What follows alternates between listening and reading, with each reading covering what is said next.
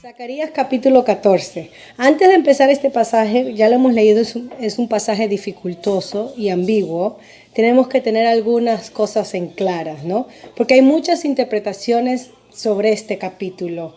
Y hay dos extremos que podemos caer, que no podemos, tenemos que evitar. El primero es tomarlo literalmente, cada uno de estos detalles, como Israel nacional, que está hablando de Israel nacional, tomarlo literalmente. Y el segundo extremo es espiritualizarlo para que solamente encaje con la iglesia. Esos son los dos extremos, ¿ok? Recuerden que desde el capítulo 9 al capítulo 14, Zacarías es bien mesiánico y esos capítulos que hemos estudiado del 9 al 14 son usados en los evangelios. Jesucristo alude a estos en Mateo 24, en Marcos 13.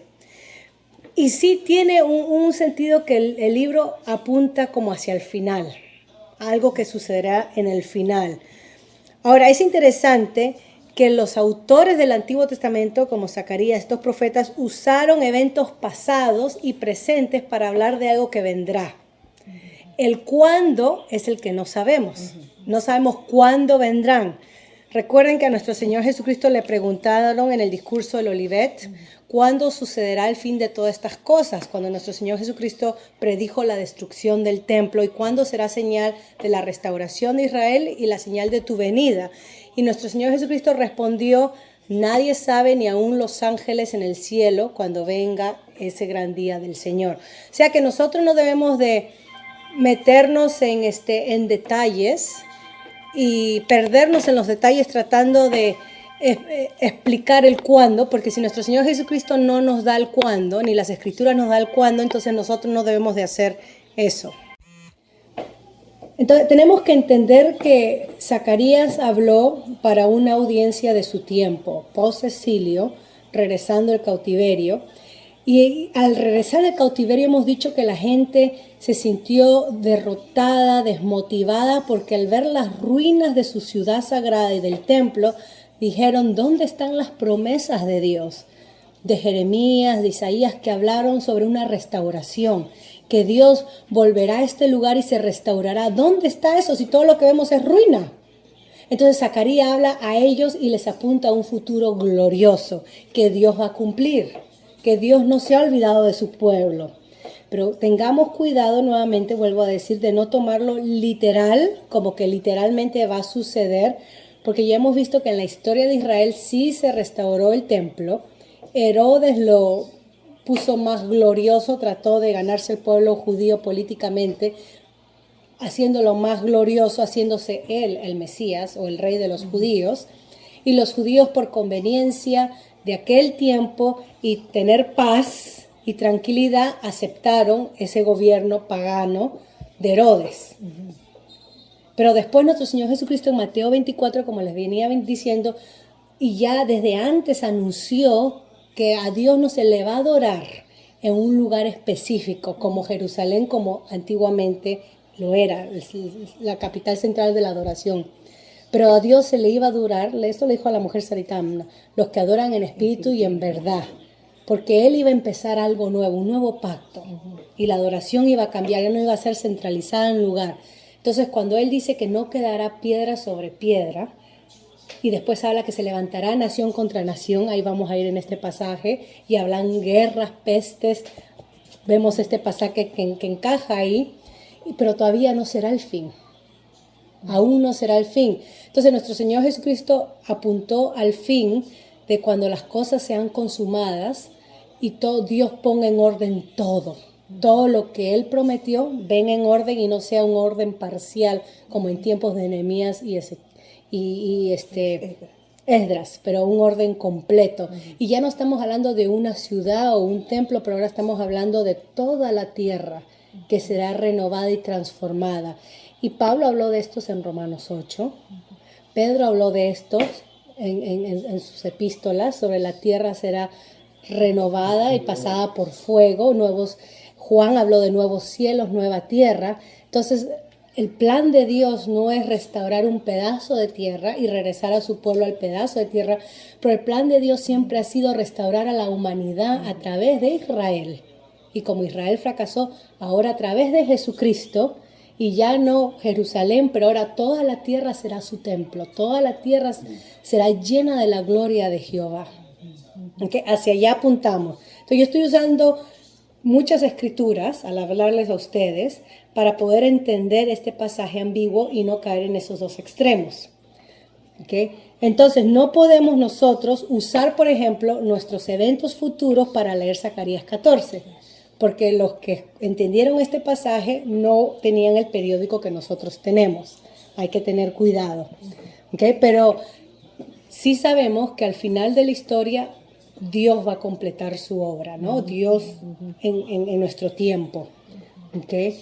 También debemos de tener cuidado y entender que la llave para entender el Antiguo Testamento, gracias a Dios, es nuestro Señor Jesucristo. Es el Nuevo Testamento, la revelación de nuestro Señor Jesucristo en el Nuevo Testamento.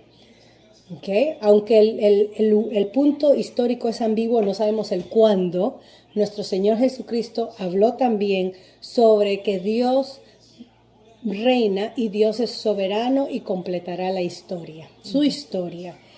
¿Recuerdan cuando Jesucristo resucitó? Lucas 22, se encuentra con dos caminando camino de Emaús, dos de sus discípulos, y él se agrega a la caminata como un extraño y le pregunta sobre los sucesos que ellos estaban hablando que había acontecido en los días anteriores, sobre la crucifixión de Jesucristo.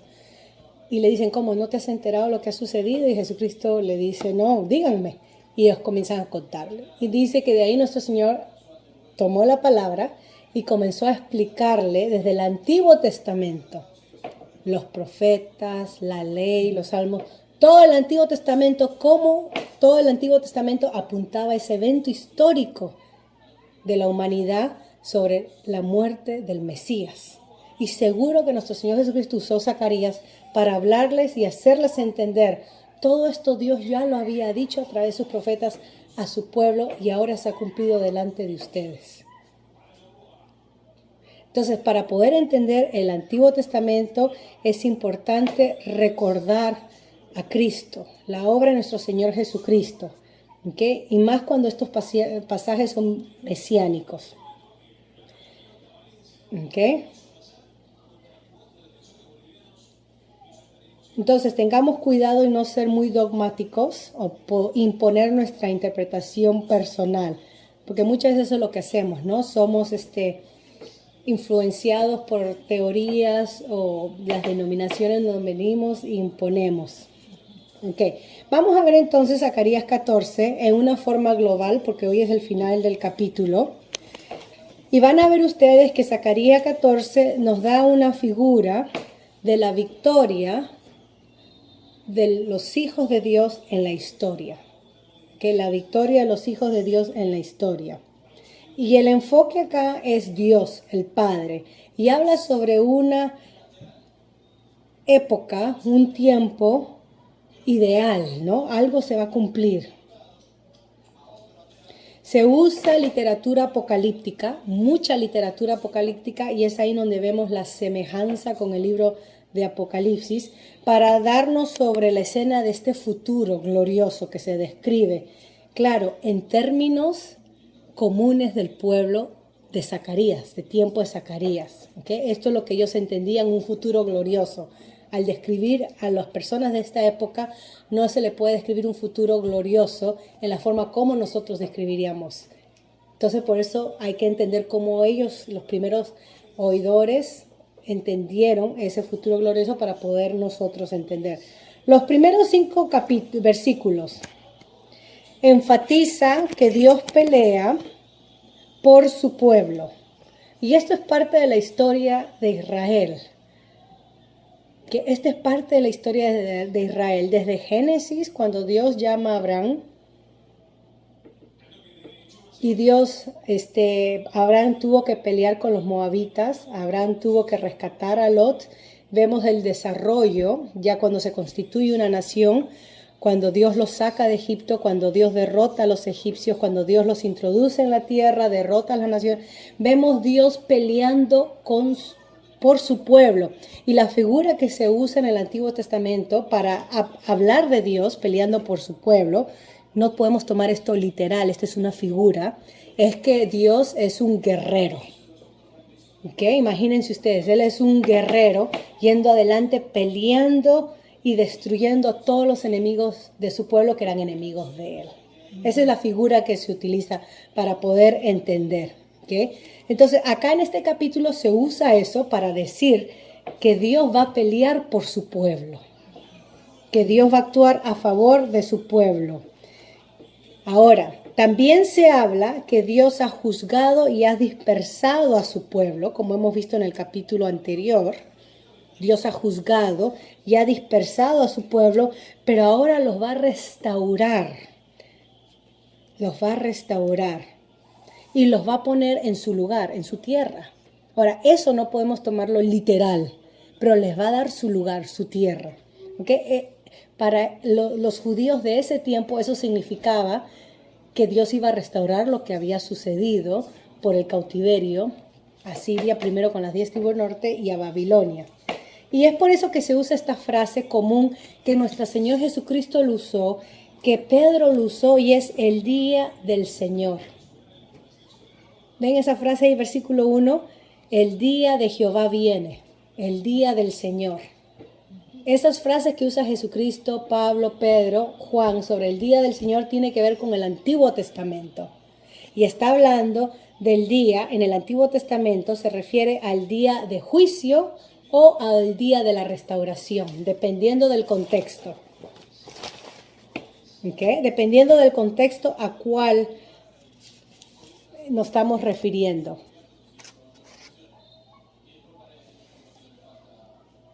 Veamos el pasaje antes de seguir adelante, Apocalipsis 11:15, para poder encajar con este Zacarías 14. ¿Quién puede leer Apocalipsis 11:15, por favor?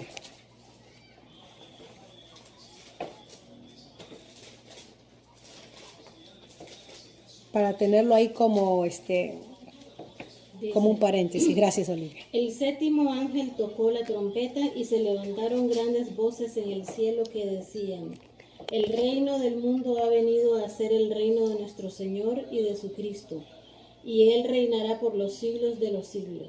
Ok, entonces en Apocalipsis tenemos la imagen donde mientras que los creyentes del primer siglo están siendo probados con persecución y tribulación, la opresión del Imperio Romano, la bestia de su tiempo, y la opresión del Sanedrín, de los judíos que no aceptaban a Jesucristo como su Mesías, los creyentes pasaban persecución.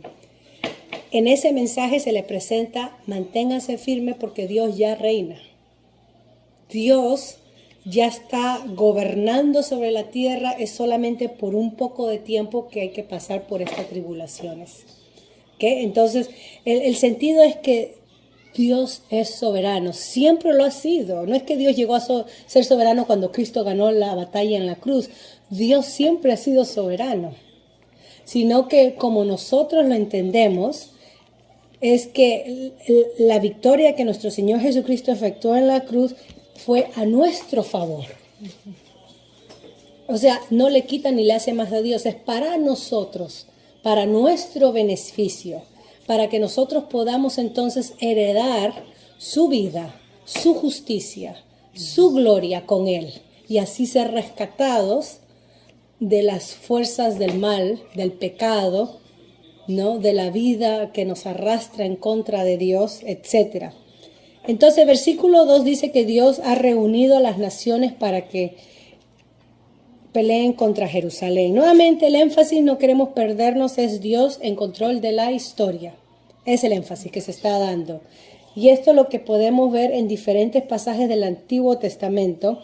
Si me permiten leer Joel, porque Joel es un pasaje paralelo a este. Joel capítulo 3, versículo 9 al 17. Joel 3, versículo 9 al 17. Si me permiten brevemente, dice así Joel 3, del 9, capítulo 3, versículo 9 al 17. Proclamar esto entre las naciones, proclamar guerra, Despertar a los valientes, acérquense, vengan todos los hombres de guerra, es el llamado. Forjar espada de vuestros asadones, lanza de vuestras hoces, diga el débil, fuerte soy. Juntaos y venid, naciones todas de alrededor y congregaos. Haz venir allí, oh Jehová, a tus fuertes. Despiértense las naciones y suban al valle de Josafat, porque allí me sentaré para juzgar a todas las naciones de alrededor. Echad la hoz porque la mies está ya madura. Venid, descender porque el lagar está lleno, rebosan las cubas porque mucha es la maldad de ellos. Juicio contra las naciones, ¿no? Mucho pueblo en el valle de la decisión, porque cercano está, nuevamente ahí, el día de Jehová en el valle de la decisión, día de juicio.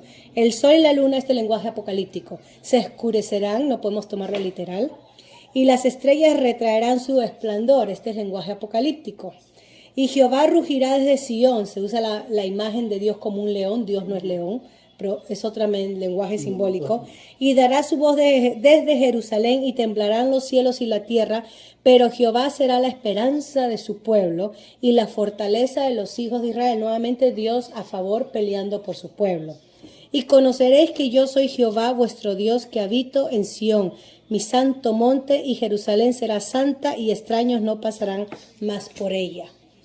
No pasarán más para perturbarla, para saquearla, para robarla, que eran cosas comunes del pueblo en aquel tiempo, ¿okay? Donde entraban los enemigos y saqueaban la ciudad. Entonces, el tiempo futuro para este pueblo es no más de eso, porque Dios es el que pelea por su pueblo.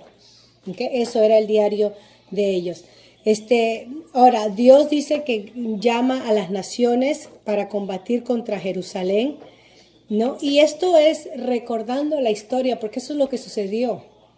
Dios usó a Babilonia, usó a Siria con las 10 tribus del norte y combatieron contra su pueblo y ganaron. En el sentido presente de su tiempo, no final. Y Dios así entonces disciplinó a su pueblo, los hizo entrar en razón. Versículo 3 habla nuevamente el tema que Dios peleará por sus pueblos contra las naciones.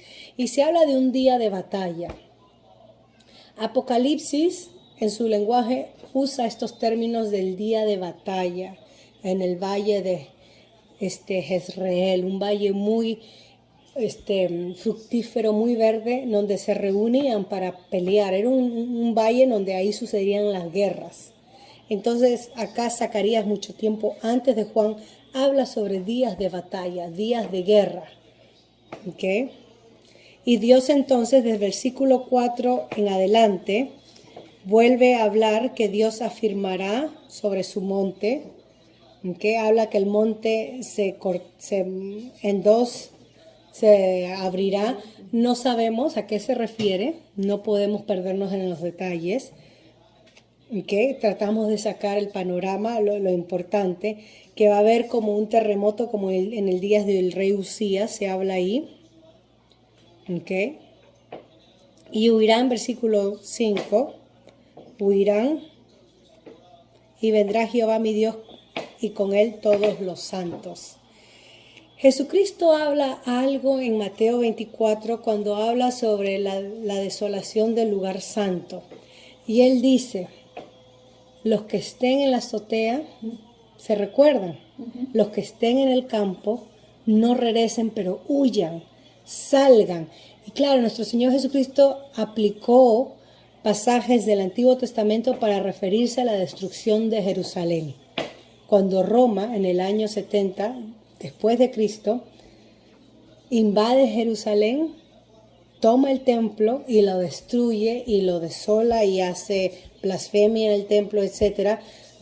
Jesucristo ya advirtió a los creyentes que eso iba a suceder y cuando vean eso, la desolación, huyan y no regresen, no tomen prendas, váyanse, porque habrá entonces tiempos de angustia, habla como de mujeres de parto, tiempos de como nunca antes se ha visto. Nuevamente eso no significa que ese era el único tiempo, sino que es lenguaje apocalíptico, porque también se usa en Apocalipsis, para decir tiempos de gran angustia. ¿Okay? Y huyan. Pero acá está hablando de Dios viniendo a su pueblo o a las naciones con todos los santos. ¿Quiénes son estos santos? Bueno, en el Antiguo Testamento los santos eran sus ángeles. ¿Okay? Los ángeles son llamados santos. En Job 5.1, Salmos 89, 5.7, Daniel 8.13. También santos se refiere para creyentes del Antiguo Testamento. También se refiere en diferentes pasajes. Salmos 16.3, Isaías 4.3, Daniel 7.18. Ahora, en el Nuevo Testamento, Jesús se refiere a su segunda venida en Mateo 16.27, Marcos que mencioné, Tesalonicenses 1:7, para hablar de su segunda venida que puede incluir ángeles como creyentes, ¿okay? Dependiendo de cómo lo vemos. Por ejemplo, si leo 2 de Tesalonicenses 1:7, esto lo estudiamos en la escuela dominical, pero 2 de Tesalonicenses, si me permiten, dice así, 1:7. Y a vosotros que sois atribulados, daros reposo con nosotros cuando se manifieste el Señor Jesús desde el cielo con los ángeles, ahí se traduce ángeles de su poder. Entonces ahí es ángeles, Apocalipsis 19:14.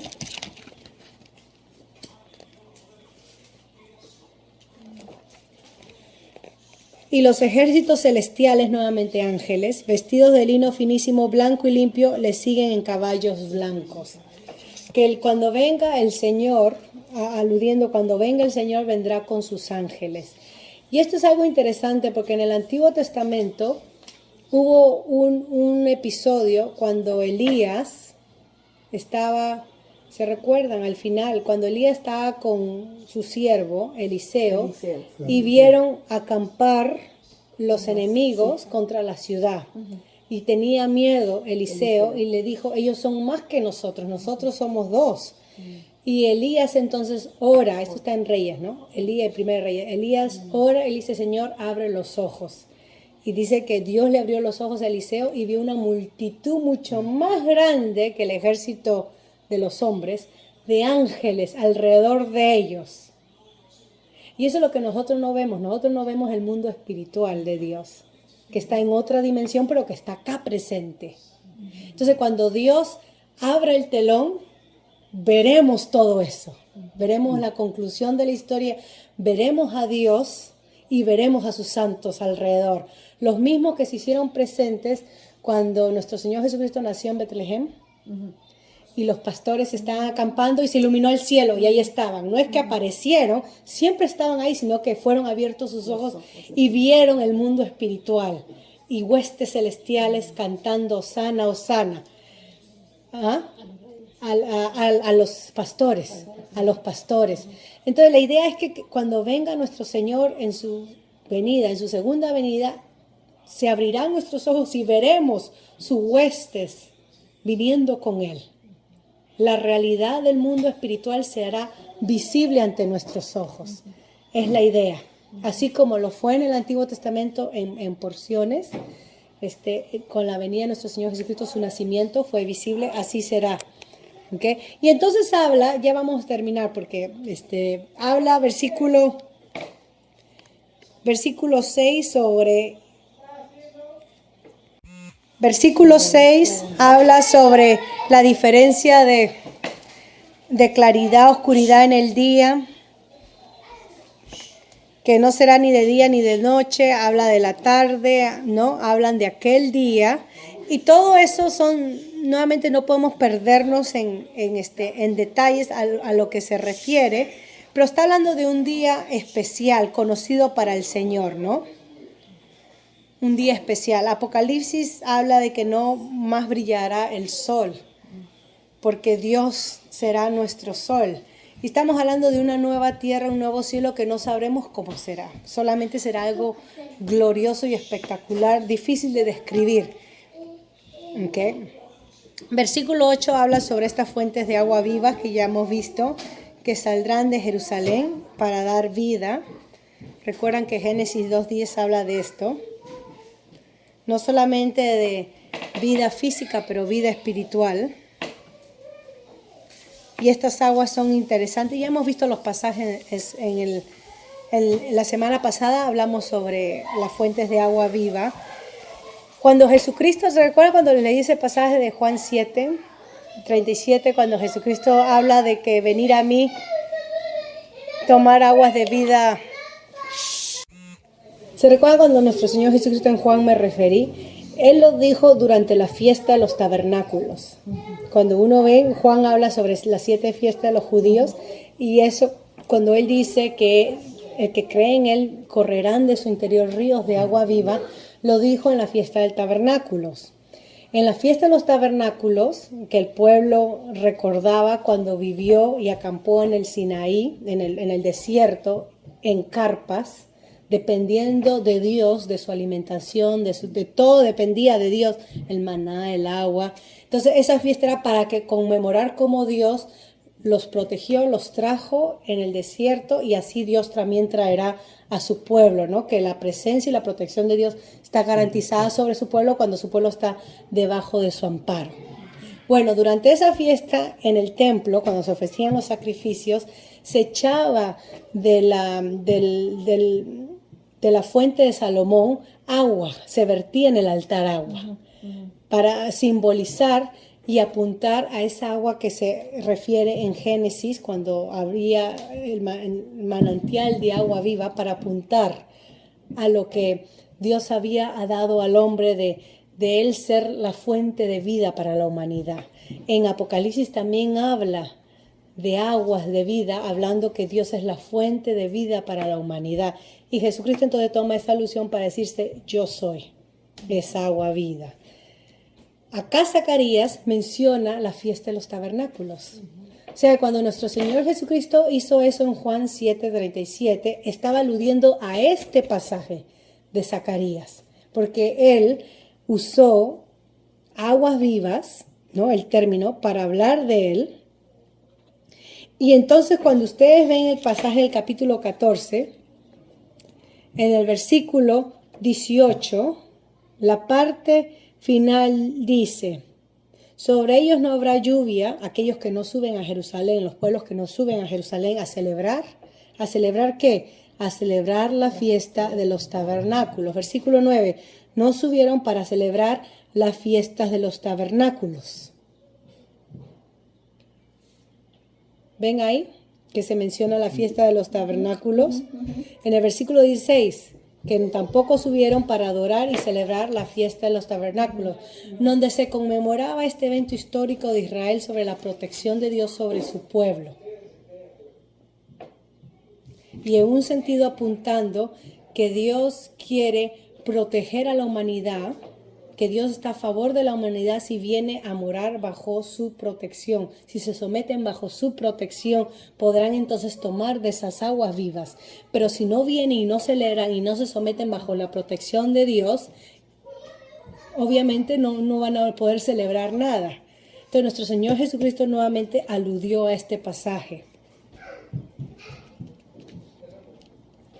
Y hay muchos textos en el Antiguo Testamento cuando mismo Jesús habló con la mujer samaritana, dice: yo tengo agua viva, que el que toma de él no más tendrá sed, no vendrá a este pozo. Y la mujer le dice: dame de esa agua, ¿no? Juan 4:13-15, y Apocalipsis 22:1-2 habla sobre lo que le mencioné de esta agua. Entonces, Dios es el centro, su presencia es el centro de toda la creación. Dios está entronado y solamente viniendo a Él podemos tener vida.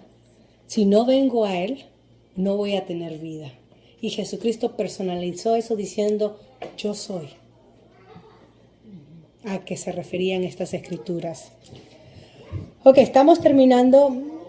Versículo 19, para no perdernos en los detalles, habla sobre el día cuando Dios será rey sobre toda la tierra.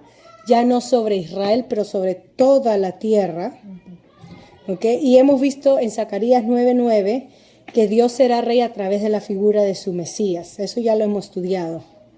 ¿Okay? Porque Dios siempre ha sido rey. No es que Él viene a ser rey, Él siempre ha sido rey, pero será reconocida su reinado a través de la figura del Mesías. ¿Okay? Porque no toda la humanidad lo ha reconocido.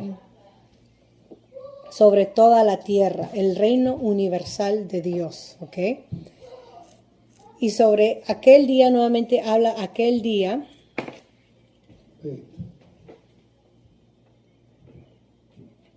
Versículo 9, en aquel día Jehová será uno y uno su nombre, y toda la tierra se volverá.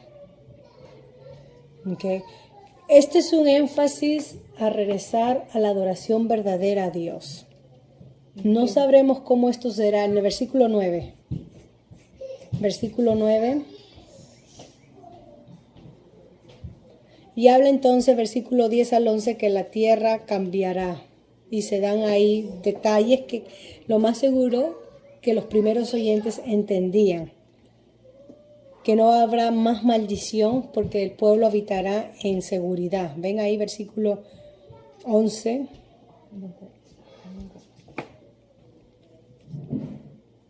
Y entonces Jerusalén se levantará. No más maldición, la gente que viva en él. Seguridad para la ciudad. Esto eran las buenas noticias para la gente que había regresado del exilio y veía la ciudad en ruinas. Y al predicarles esto, ellos decían, Dios va a cumplir esto, lo que ha declarado en su palabra. Ahora, versículo 12 cambia porque habla sobre, y esta será la plaga, ¿no? Y habla entonces de cómo Dios va a derrotar a las naciones. La forma en que Dios va a emplear para derrotar a las naciones.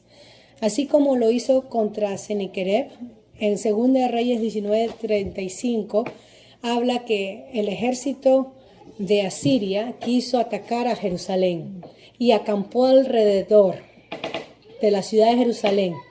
Pero Dios, a través de una plaga, que muchos creen que es la plaga bubónica de las ratas, eliminó al ejército de Siria y así entonces cumplió lo que había dicho a través del profeta, que la ciudad no será entregada a Siria, sino a Babilonia. Eso está en 2 Reyes 19:35. O sea, Dios ha actuado a través de eventos naturales para poder cumplir sus planes. Y vemos en el Antiguo Testamento que Dios usaba plagas para poder derrotar a las naciones enemigas de Israel. No es que era casualidad, es como Dios lo usó. En Egipto, las 10 plagas conocidas de Egipto. Cómo Dios usó eso para comenzar a humillar y debilitar a Egipto y al ejército. O sea que es un tema común. Y entonces gran pánico, versículo 13 habla de gran pánico caerá sobre ellos, habla que Judá peleará y que toda la riqueza será colectada. Y eso está hablando en guerra. Cuando hay guerra y una nación gana contra otra, se lleva toda la riqueza de la nación que ha sido sometida. Y entonces versículo 16 nuevamente, regresamos al versículo 16. Versículo 15 sigue hablando de plaga, ya hablé sobre eso. Versículo 16 habla que todos los que sobrevivan vendrán y celebrarán en Jerusalén. ¿Ven ahí? Y nuevamente esto magnifica el plan redentivo de Dios. ¿Ok? Hay una alusión acá sobre la adoración que será ofrecida a todas las naciones. No solamente será para Israel, pero otras naciones podrán venir y celebrar a Dios. Es la idea. Y menciona la fiesta de los tabernáculos. Ok, voy a hablar un poquito de esto y termino. La fiesta de los tabernáculos es descrita en Levíticos 23, 34 al 44, si quieren después leer, y en Deuteronomio 16. Levíticos 23 y en Deuteronomio 16. En esta fiesta de los tabernáculos, a los extranjeros se les invitaba a que participen. No era una fiesta cerrada, era una fiesta abierta. Esto es interesante. Y era un tiempo durante esta fiesta donde daban gracias por la cosecha, en esta fecha, ¿ok? Daban gracias a Dios por su provisión hacia los pobres. Se enfocaban, había un énfasis en los pobres, recordando el tiempo que ellos vivieron en el desierto, obviamente, cuando Dios les proveía de todos. Y también en esta fecha se leía la ley de Moisés. ¿Okay? Esto es lo que habla Nehemías 8.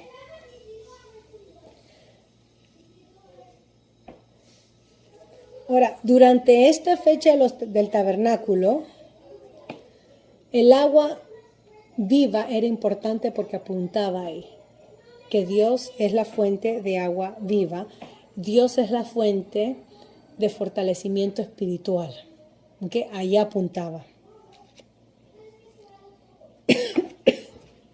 Ok, ya he hablado sobre nuestro Señor Jesucristo, cómo usa esta oportunidad en Juan 7 para hablar de Él. Versículos 17 al 19 nuevamente habla sobre un tiempo, un periodo escatológico que no sabemos el cuándo, pero cuando aquellos que no quieran venir y adorar, las maldiciones de Deuteronomio vendrán sobre ellos. Ahora, en Apocalipsis, durante el periodo de los juicios, de las 7 copas de ira, de los 7 caballos, durante ese periodo de juicios, dice que la gente de la tierra, en vez de adorar al Rey de Reyes, no se arrepintió de su maldad. O sea que en el tiempo, hasta que no concluya la historia, hasta que Dios no abre el telón y se revele todo, Dios siempre está dando oportunidad a que la gente venga a Él y lo reconozca. Pero acá vemos que la respuesta de la humanidad en general es: no nos interesa. No nos interesa reconocer a Dios ni adorar a Dios. ¿Okay? Esa es la respuesta, el rechazo. Terminamos entonces los versículos 20 al 21. Dice que en aquel día será inscrito, nuevamente ese término famoso, en aquel día, santidad a Jehová, ¿no? Santidad es apartada, y donde acá está hablando un tiempo que describe donde la sociedad humana ahora viene a ser completamente santa para Dios. ¿Ok?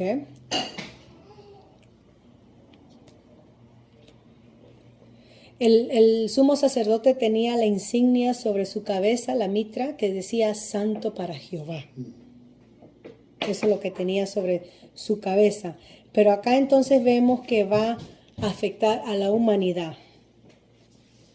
Y claro, podemos decir a la humanidad redimida, a los que sí vienen y adoran. Serán santos para Jehová y apartados.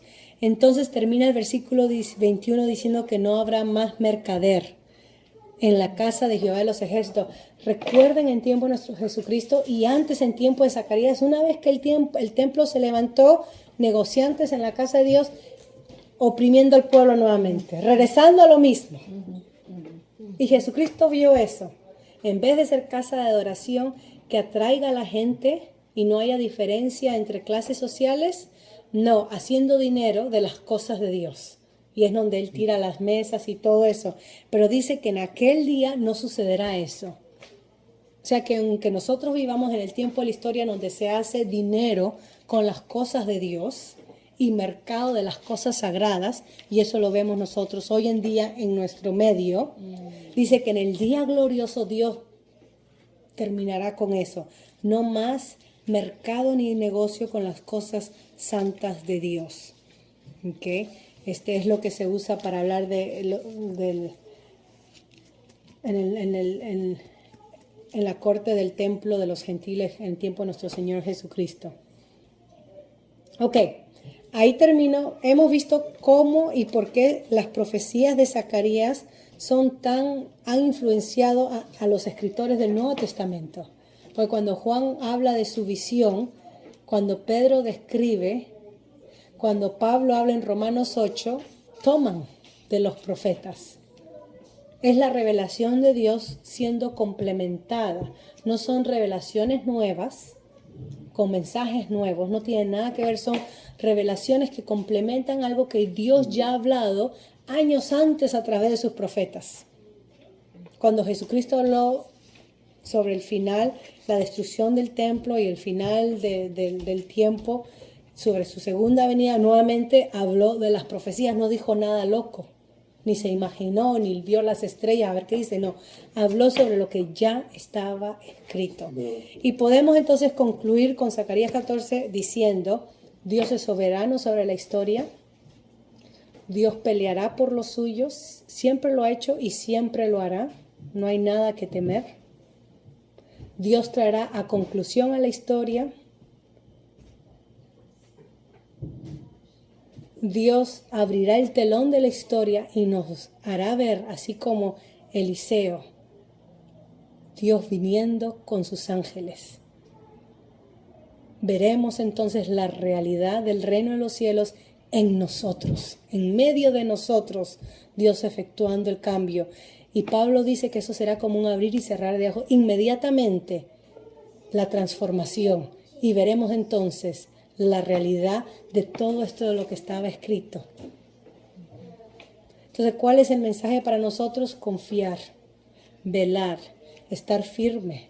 Aunque sean pasajes un poco dificultosos y no podemos entender cada palabra y cada línea, podemos decir amén. Esto encaja con el resto de tu mensaje bíblico, Señor. Tú has redimido un pueblo para ti y ese pueblo que tú has redimido te canta y te glorifica. Santo eres tú, el Rey de Reyes, y acá esperamos tu aparición, tu venida. Así como nuestro Señor Jesucristo desapareció en medio de sus discípulos, así vendrá.